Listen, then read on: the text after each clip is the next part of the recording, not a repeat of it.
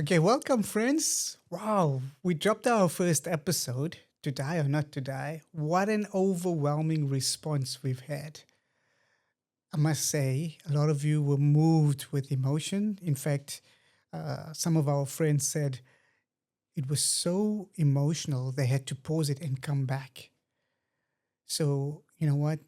I know we're covering some real, raw, vulnerable moments, and it does lead to us having emotional moments. So I'd love to show you the respect in that you take the time, maybe sit in a quiet, safe place where you can listen, reflect, and respond in a safe place. Uh, the stories that I'm bringing, like I said, are very authentic and from a vulnerable space. So another question came up was what's the significance behind the name 1 to the power 3?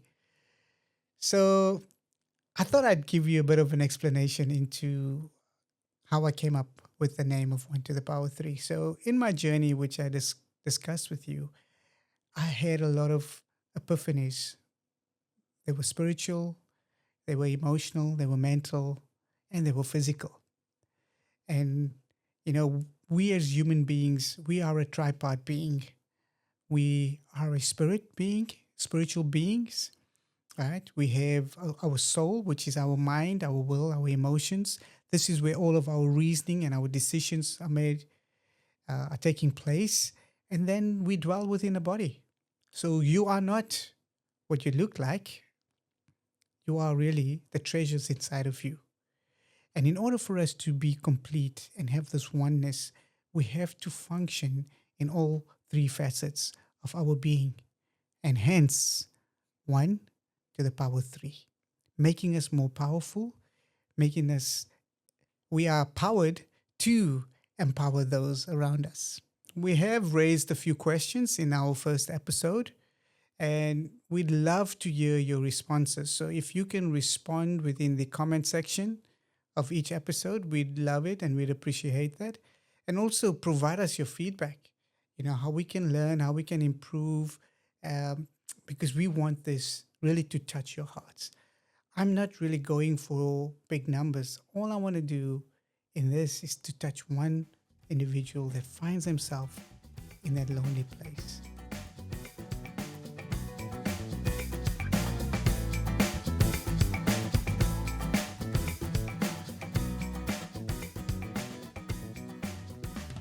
The title of our episode today is Be Brave and Courageous. I share my journey and challenges during the 2 years of rehabilitation and what were the pivotal moments that I faced that allowed this turning point. And this was probably one of the massive paradigm shifts that actually took place in my life. And so, as we go into it, I trust that these words would resonate with you. Coming out of ICU, I was transported to a rehabilitation hospital in Johannesburg. It was an hour away from where we lived.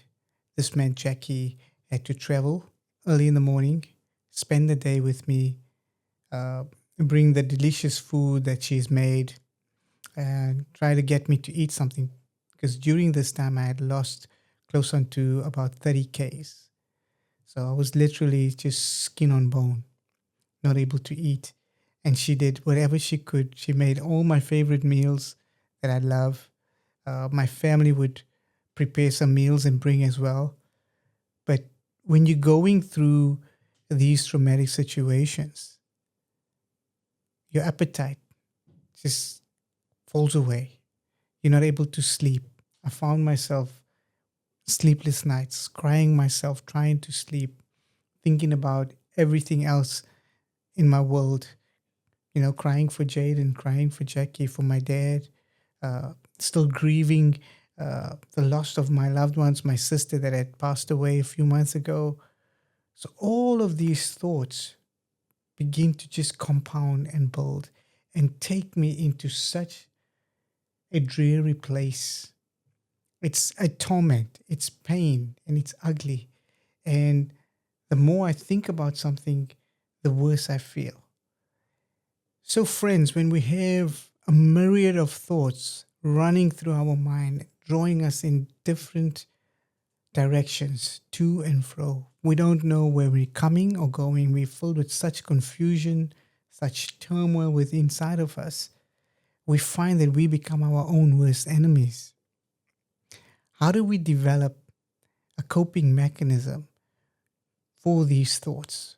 Because right now, the position that you're sitting in depression, in despair, in a place of hopelessness and helplessness, it's the thoughts that are narrating to you and pulling you into this vortex of darkness.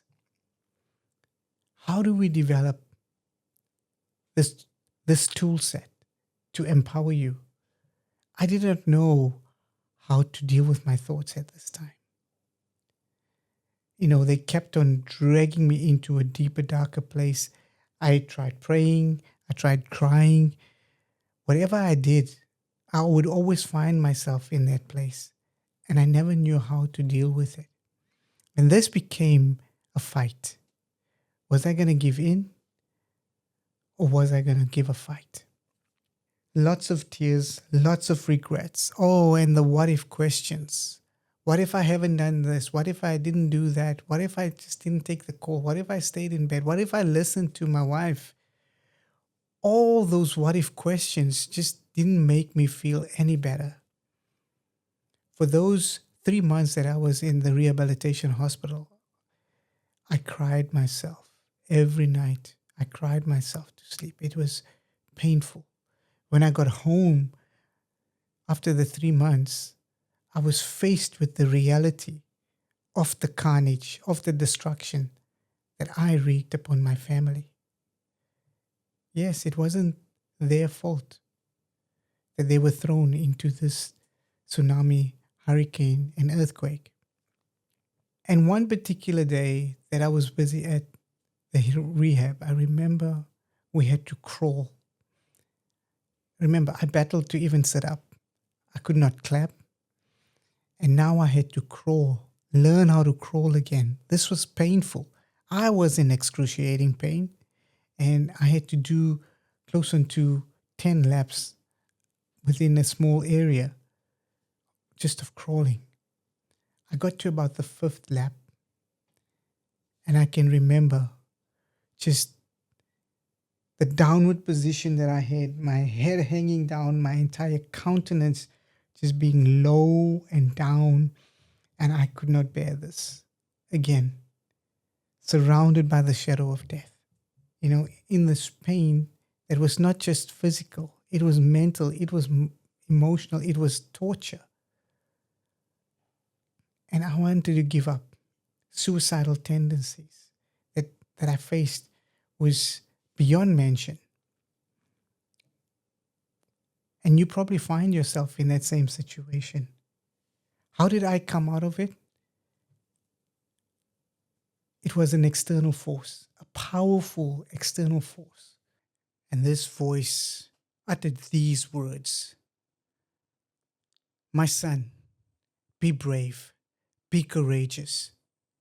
I love you, I am with you, and I am drawing you closer to me by my grace." And this is the point in my life where the entire situation and circumstance started to change, because my perspective started to change. I needed to realize, what is it that I need to let go within me and allow my Heavenly Father to do His good work within me.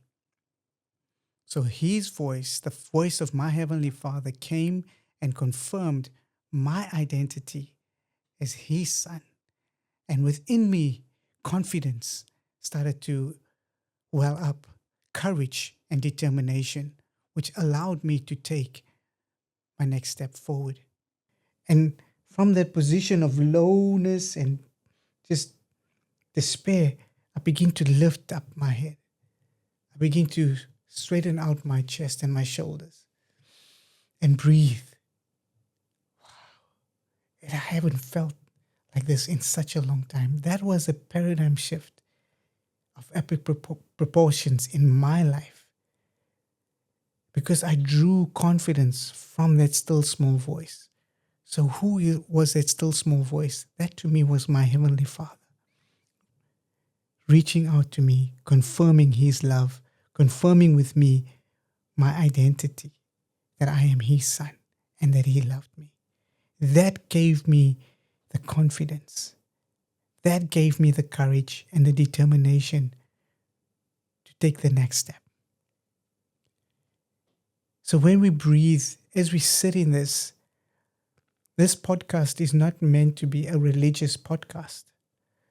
It is about my journey of pain, of suffering, of turmoil, and how I managed to navigate through that and draw on this hope, be anchored in this hope that allowed me to rebuild my life. So with that, the fighting spirit, the fighter within me rose up. I wasn't going to go without a fight. And I was going to give it my best. And we did everything from a Lokomat, which was using technology to help regain the muscle memory of how to walk again, from physiotherapy of strengthening those muscles that had atrophied to try to use them again, from occupational therapy of learning the basic skills in life again on how to get dressed, how to brush my teeth, how to sit up, how to do, everyday tasks so that I can become a little bit more functional, how to tie my shoelace. Hydrotherapy. This was where I saw a lot of the change in my life, was walking in the water. You're weightless.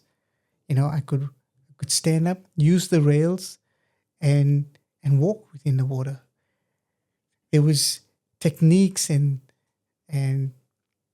exercises that we did, and I'm so grateful for the physios, for the occupational therapists, for the hydrotherapists, for those that are in those fields. You have a heart to help people. For me, it was such a gratitude of having that support structure around me. And I just want to, celebrate for our listeners who are in the allied health, your service to humanity as abroad is so much appreciated. And I would like to take this time and say, you know what, you are valued. The work that you deliver is so important. And I pray that you find strength by listening to this podcast, that you are recognized and appreciated. Loneliness can be scary. It is compounded by despair, by depression, by discouragement, by hopelessness, by fear of the unknown. And probably a lot of your anxiety and your stress is based on that position. Fear of the unknown, fear of failing, fear of not mounting up too much. How do you overcome that, friends? Please share with me, for you that have gone through this journey, your own journey. How did you overcome? We would like to know and see and share that with our listeners across the world. For me, it was discovering my identity. And the major question was, who am I? And that for me helped me to become more grounded. The second one was coming to acceptance. So this was a really big moment for me. And it was hydrotherapy. I was working with a therapist that was challenging me to stand up. And she would create turbulence in the water and encourage me to stand. And every time she created turbulence in the water, I'd fall down. The second time I did this, I fell down. Before I attempted the third time, she said, Dean, you have to stand and you have to stay standing. And I said, okay, yes, I will. With determination, with the grit. And I stood up and she created this turbulence. But I fell. And the splash was a great splash. There was waterworks internally and externally in this moment. And I felt again, why can't I break through this glass ceiling? I'm doing everything I can. I'm working hard. I've got a positive mindset. I'm doing everything that I can. I've got a network of people around me that's helping me. What else could it be? And this was the question that I was confronted with. And again, a still small voice. Acceptance. Accept. Accountability. And I was like, what does this mean? I got home, after the hydrotherapy session, and I was just too emotional. I was drained. I had a shower. Jackie had helped me to have a shower, and I got into bed. But as I laid in bed, I was just filled with tears, filled with remorse, filled with anger, filled with frustration. We go through these cycles. It's an ebb and flow. Depression doesn't just leave you. Loneliness just doesn't vanish. Hopelessness, that sense of hopelessness, the fear of the unknown, that just doesn't go away. You sit in it and they just torment you. And this is what was happening to me. I was in the bed just crying out. What do I have to be accountable for? What do I have to accept? Lord, show me what it is. And the vivid image of me going through the accident played in my mind as I was watching this from a third person, just watching this accident take place and seeing the scene, watching everything happening around me. And I had to come to an acceptance with what had taken place, my reality, the reality that I was paralyzed, something that I was denying. I didn't want to accept that I was paralyzed. I always had this hope that I'm going to be healed and I will walk again and I will have the good life that I had before. And that never came. It was that 2-year mark that it hit. And at this point in time, I had to come to acceptance with the reality and not live in a false perception of what I'm expecting life to be and have the reality conflict with what I'm expecting. The other thing I needed to accept was the accountability and take ownership for what had happened. When we find ourselves in those situations, we tend to blame people. We blame the situation. We blame the circumstances. We find that we try to place that frustration and that anger in a place. Someone needs to own it. I had to own it. And that's what broke me. To take accountability for what I had done. There was no one else. To own it. In that moment, I called Jackie and Jaden. And I had to tell them, babes, my son, I'm sorry. I'm sorry for what has happened to us. This is my doing. It is no one else's doing. I did this. And I am taking ownership of it. And I'm taking accountability for what has happened to us. It's no one else's fault. And I had to ask them for forgiveness. To my wife, I said, please forgive me. I love you. Please forgive me. To my son, I said, Jace, my son, I love you. Our lives are never going to be the same, but please forgive me.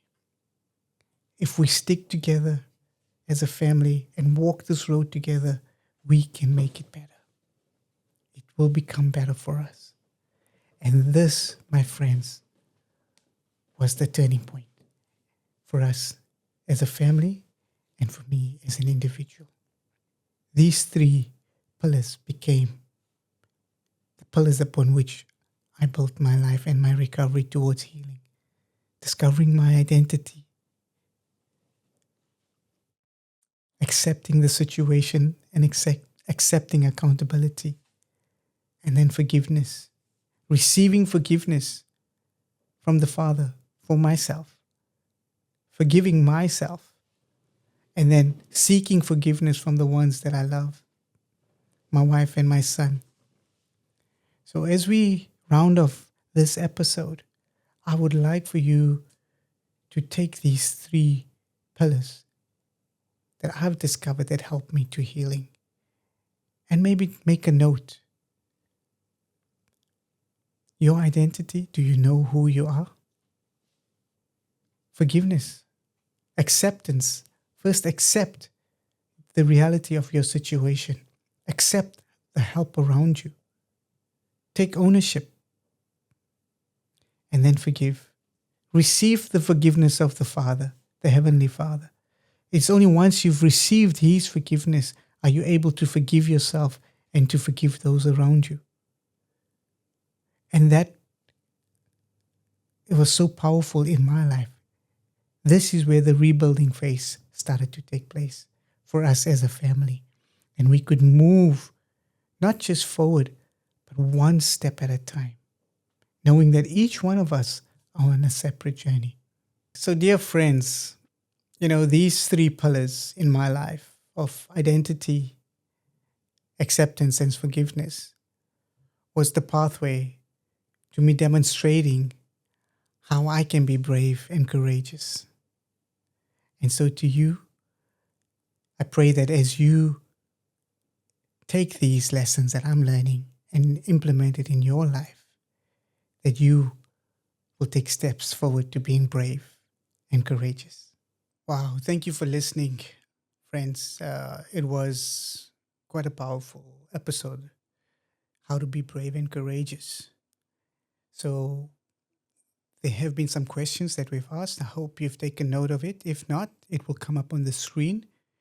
There will also be the 3 takeaways that stood out within the episode. So take some time and reflect on that and share your comments, share your feedback and what resonated with you. So dear friends, for episode 3, we have a very powerful young man. He's renowned in the bodybuilding sphere. He's competed globally and he is a professional bodybuilder. For me, I would call him my wingman because he's got wings, which means his lats go on for days.